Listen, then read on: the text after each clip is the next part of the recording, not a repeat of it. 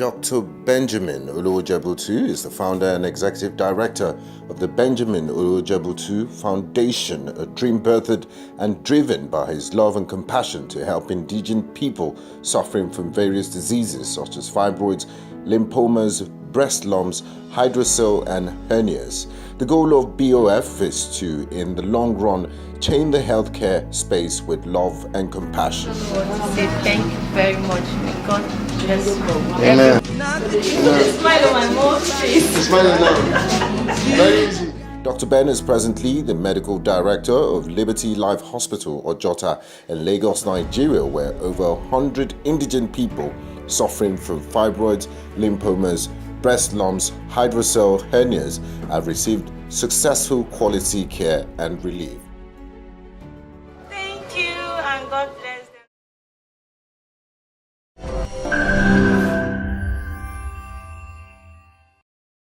Thanks for joining us on One-on-One, Dr. Benjamin Olowojebutu. Thank you, Benga, for having me. Now, let's start with you. Were you always, did you always want to become a doctor, and what made you study medicine and surgery? Okay, I remember as a young kid, the nursery rhyme we used to sing, I'm a doctor in my country. Everybody knows me well, so I sang that song as a young boy. My mother told me that she will flog me with a chain to teach her because she's a teacher, but I'll still come back and say I'm a doctor in my country. So I knew it was a calling for me.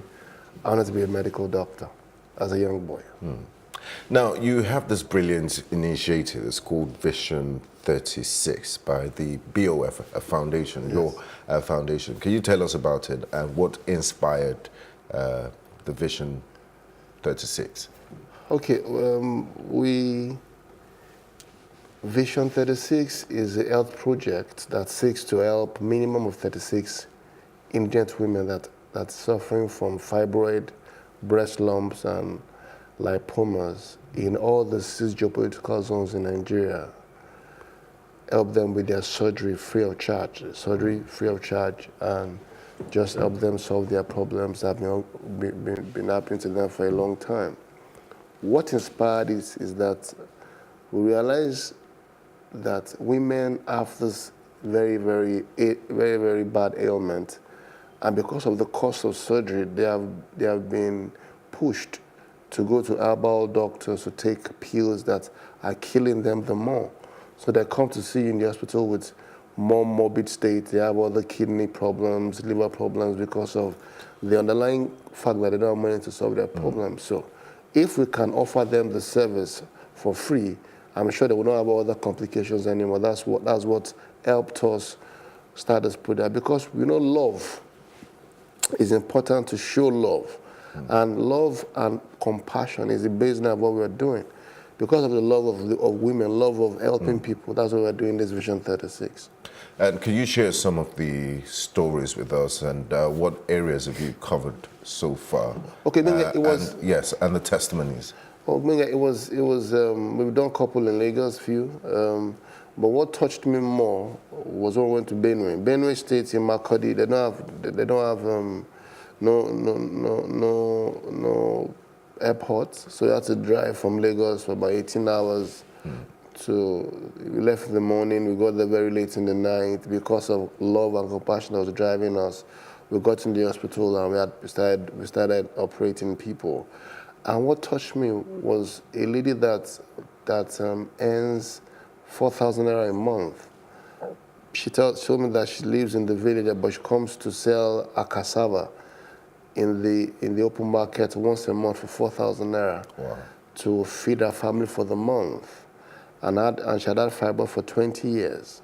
And she couldn't afford to. And I realized, how long will it take her to save, to get a surgery of about 200 to 400,000 to be done? Probably years. Probably years, years, more years, So we helped her solve the problem, and she was extremely grateful.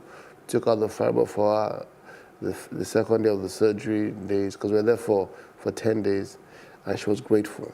Another woman came from Nasarawa, because it was in the North Central Geopolitical. Another woman came from Nasarawa, had this huge lump breast in her left breast. The lump was about the size of an orange in her left, because she had in her breast for 5 years. She's gone to hospitals, she's gone to prayer centers, she's gone to churches to pray about it, and the problem lingered. But she came to us, and she was grateful the problem was solved, the lump taken away. She sent us a very long testimony. Wow. And I was very grateful that she got help when she needed it. How do you feel when you hear stories like this? What goes on with your, what happens in your mind? It's very gratifying to see people that... Complete strangers. Complete people you don't know before. People like you've never met in your life tell you thank you. One man, I was telling you before the show started, one man that has had a lipoma on the back of his head for 10 years, works in the civil service of Benue State government, and he said that he's wore face cap for 10 good years because he couldn't see people asking what happened to his lump on his back. We took out that lump, and now he says he can have hair on his head after so long a year. So for us, it's gratifying. I'm grateful to God for the opportunity to use our foundation to help people. It's an opportunity and bring smiles and joy to their faces. I tell my colleagues that love always wins forever. Yes, indeed. And that brings me to this question. Just going around the country and your interaction with complete strangers and seeing the state of healthcare, you did talk about the woman that had a lump and had been to different healthcare centers. What is your assessment of the state of health care in Nigeria? Why should somebody have to save for 10 years, 100 years, even if they have the opportunity, before they can get affordable and decent medical care? What's your general assessment of the state of health in Nigeria? So a few things. A few things is that there's a lot of problems in the healthcare system.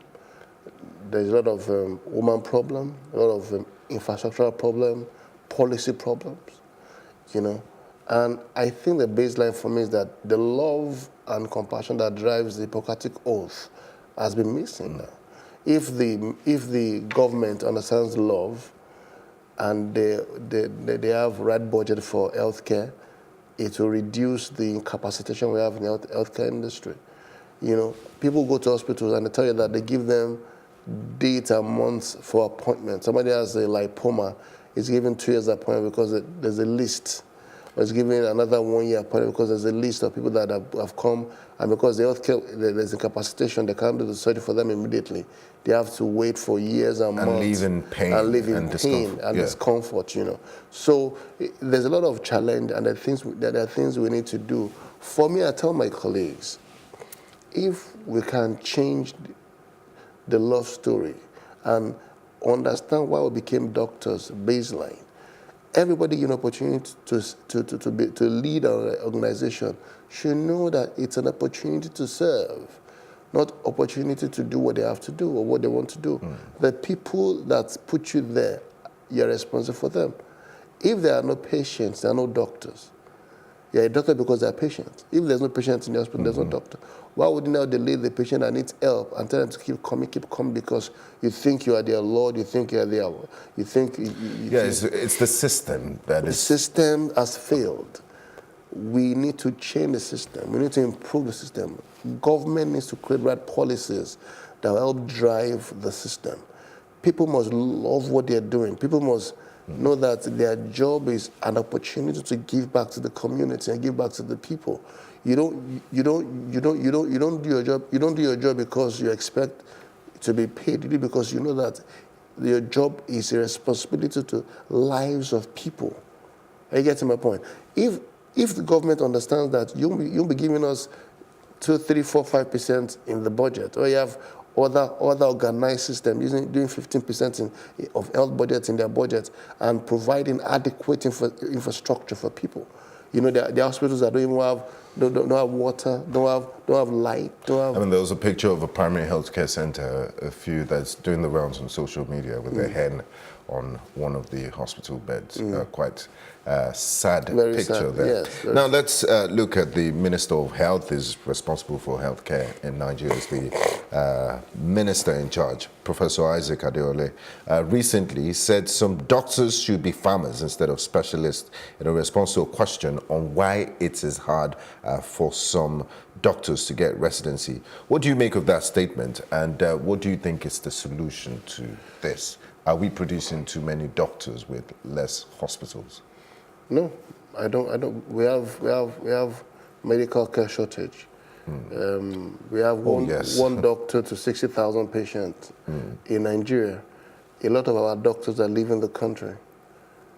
Every day, they say 2,000 doctors in a month, right? We'll get to that. It's actually part of the questions I wanted to ask you. But what do you make of the minister's statement? No, I want to be careful to be sure that the minister didn't make that kind of statement when it was maybe it was under duress or it was after a long break or stress after a long meeting. Because if he actually made that kind of statement, those things are not encouraging to young people coming to do medicine. It's not a mentor statement. Because as a young doctor, people look up to other people to tell them medicine is good, come, it's a noble profession, come and be doctors. Not when we're lacking doctors in Nigeria. You know, I say we doctors that are already doctors go and do farming or go and do plumbing or go and do tailoring. That's not right. It's not a right statement to make because it's not an encouraging statement. My hope is that the minister will come out to denounce a statement, because I read on social media that it was doctored. It was not. He didn't say that, but I've not seen any official statement from his office to denounce the statement. It would be good for us as Nigerian doctors to be sure that our minister did not make this statement, and he has come to debunk the statement. But if he made that statement, I beg to say it's a wrong statement. It's not an encouraging statement for doctors. That we are lacking in Nigeria is not a good statement. Quite unfortunate if he indeed made that statement. But it's on TV.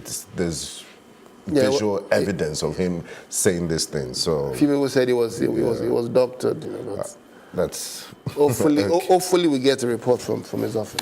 Now, you did mention earlier that we're witnessing a tide of Nigerian doctors leaving the shores of the country in droves. The World Health Organization recommends 1 doctor to 600 patients. In Nigeria, we're currently doing 1 doctor to 6,000 patients. Yes. What can be done to reverse this brain drain in the health sector? And how does it affect healthcare delivery in general? I'm sure you have a few colleagues you went to university with and served with that have left. For me, Benga, very importantly is that we must refocus our healthcare. There must be a deliberate change in the status quo. There must be governance. There must be policy that supports healthcare clearly. It's not just in saying it, it's in doing it. How can you have doctors that finish medical school that can't get a house job? It's not encouraging. People write primary student residencies, they don't get space because there are few institutions that can train people. I've told them clearly. They are very pronounced big hospitals that can offer residency programs that the government needs to empower and give them policies to help them do it. Not because they're government. Because of the law, they can't. They have to do the residency teaching hospitals. Teaching hospitals. How many do we have in Nigeria? Very few. How many slots do we have in Nigeria? Very few.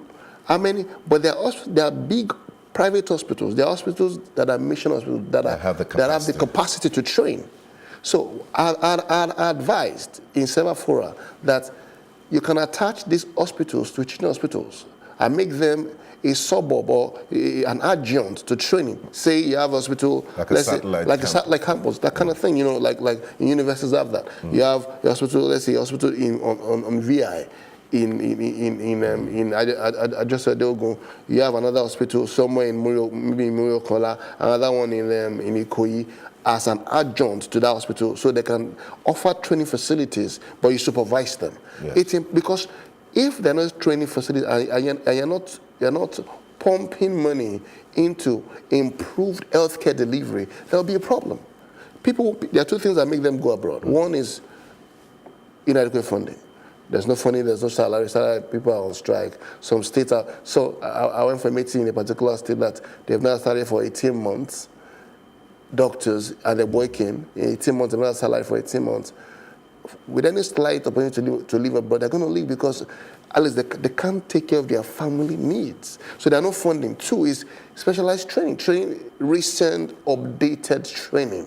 It's not available because most of our professors, people teaching us, have done these things back in the days, so they're teaching what they know, but there are things changing. So there's no improved knowledge. So after them, two things I think they should do. One, improve healthcare budgeting. Two, get other satellite hospitals to help train people and empower them. Three, get collaborations with universities abroad. They would love to do it. So you have a university in Boston that is very, very good in orthopedic surgery. Have them collaborate, Cubans, have them collaborate with the university, a faculty of orthopedic surgery, maybe National Postgraduate College or in College or in a university, and have an exchange program of knowledge. You come learn what you're doing for 6 months, you come see what you're doing. So there's an exchange of updated knowledge. It will improve our healthcare. That's the purpose of a university, that's the universality. Universality, correct. Yes. You're very correct, Benga, yeah. Yeah. Now, we've seen Mr. President has spent quite a number of months abroad seeking medical treatment. Dr. Mahathir Mohamad, the current Prime Minister of Malaysia, when in his first stint as Prime Minister, had to go for surgery, heart surgery, and they recommended they go to Los Angeles for this surgery. In his book, A Doctor in the House, Dr. Mahathir Mohamad did say that he refused to go abroad for medical treatment because that would erode confidence in the Malaysian healthcare sector. But the case is different in Nigeria. My question to you is this: what are the factors that make people seek medical treatment abroad? Is it that Nigerian hospitals, you run a hospital, you're medical director of your hospital. Is it that the doctors aren't good enough, or we can't just, or there's a lack of confidence in the healthcare sector here? So two things is Dr.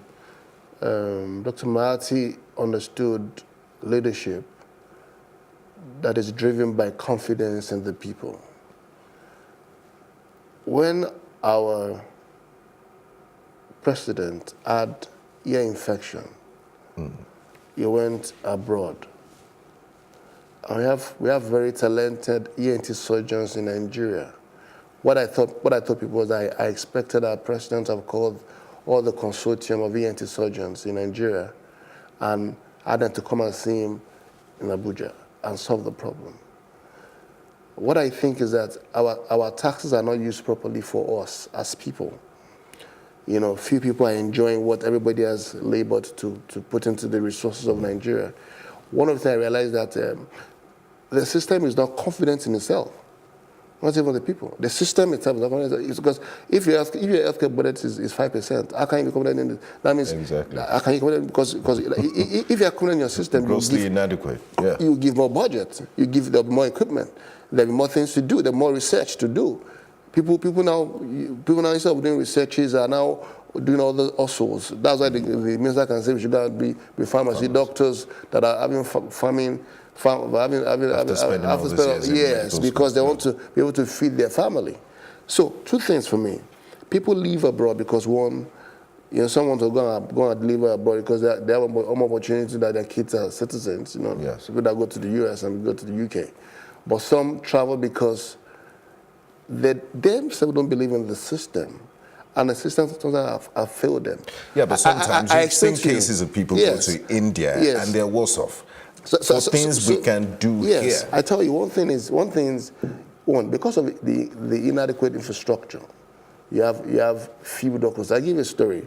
In last week, they're on strike in last week now because they have inadequate manpower. So a doctor is very sick, is very tired. I've seen 100 patients in the morning. He's going to see another 200, another 50 patients on the ward. He now comes in the morning to see a patient. He's mentally tired. Exactly. And he won't give his best to the new patient. So sometimes some diagnoses are missed because of the tiredness, the physical tiredness. It's been stretched, Some doctors have started dying because of the stress. Some overwork themselves. They have, instead of them call once in 2 days, they do call all through the month because there's inadequate manpower to support the system. If you don't believe in the system, you're not empowering people to get jobs. And not that there are not doctors looking for this job. They're available, but you're not just employing them because you don't believe in the system. So first things first is, who would drive the change? Government would drive the change. Two, the doctors themselves would drive the change, telling them that this is the demand.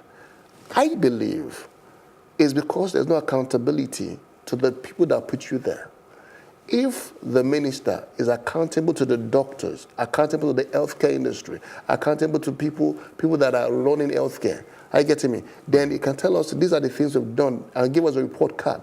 People need to be empowered. People go abroad because of very, very minor things. And they go back, they go there, they're worse off. People go to India, yes, and come back home and we have to correct what they've done there, abroad, because it's just medical tourism. People go there because they want to go, and there's so many shams, all these places, so many shams, so many loopholes. They go there and the hospital is not as standard as even our primary care center here, even in India. I tell you the truth. They come back home with their worse off. Yes. But because they don't believe, the system doesn't believe in itself. That's what the problem is. But the change starts from the government. Government needs to drive policies that empowers people to believe in the system. Okay, great. Let's talk about something that a lot of Nigerians do, self-medication. How big of a problem is it? And what are the dangers inherent in self-medication? Most people do it because of the high cost of healthcare in Nigeria. What do you have to say about that? Okay, so I want to agree. What I like think, the woman in the village that you mentioned, and like you've been interacting with, they would rather go to this guys that sell concoctions. Concoctions, yes. Okay. Self-medication. So it's very, very bad, very wrong, very, very, very unhealthy to self-medicate. You know why? And I tell people that take all these herbal medicines.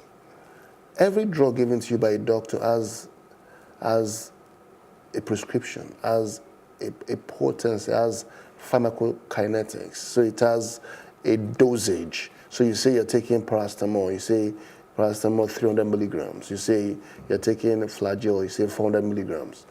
How many milligrams of those things are in what you're taking? You don't know them. They say just take 5 spoons, 7 spoons and mix it together and take it. So you don't know the amount of potency. Are you overdosing yourself? Are you underdosing yourself? You don't know.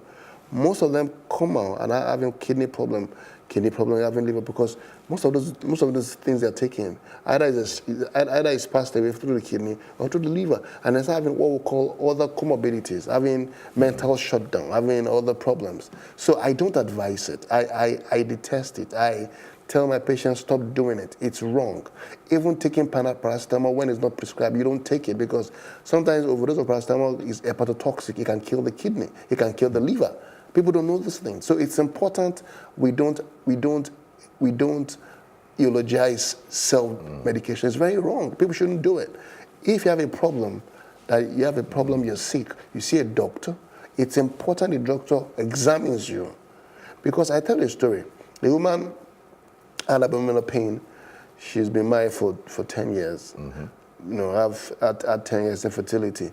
But glory to God, she was able to have a baby after a couple of examination and drugs. She was pregnant for about 6 weeks. Had abdominal pain.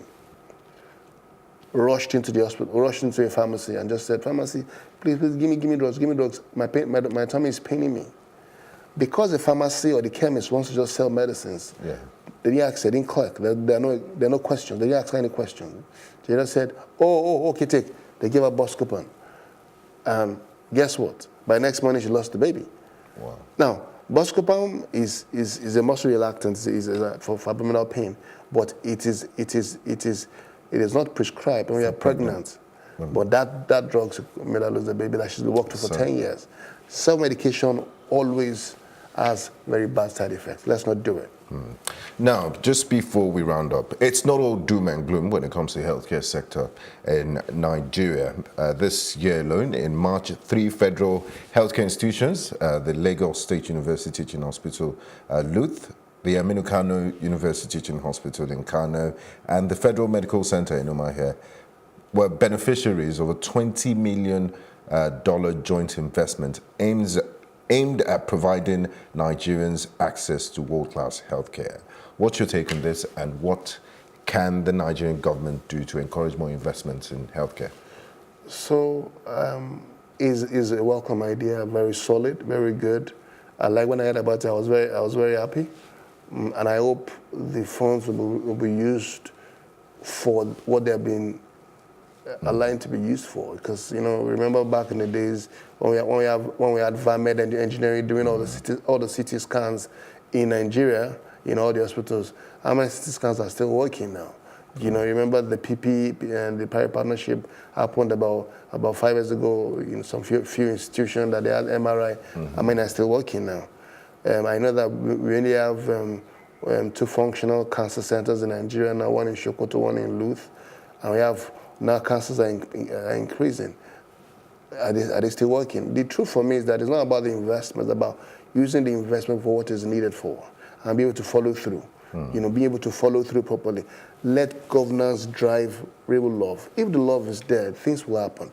You don't just get money and just go and put it somewhere, and some people are the ones benefiting from it.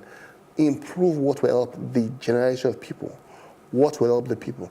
This investment is very, very good. I know if results, if they're good results, it will command more. It will command more investment. Very true. You see what Bill Gates is doing in polio, because there's been good results in polio now. You can see yourself that polio is reducing in Nigeria because there's investment, because there's results of what he is doing. The foundation is giving more money to polio. So when there are results to show, when mortality starts going down, when there's no infant mortality anymore in Nigeria, we'll get more funding. Very true. Yes. And finally, what's the future for Vision 36 and the BOF Foundation?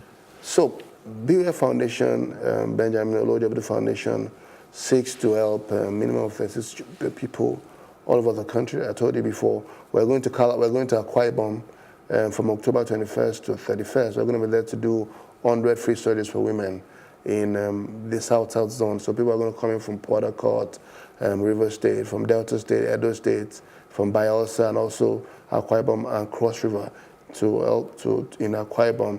After which, we're going to go to Anambra from November 25 to the 5th of December, then do Christmas in Shagamu, Ogun State for Southwest.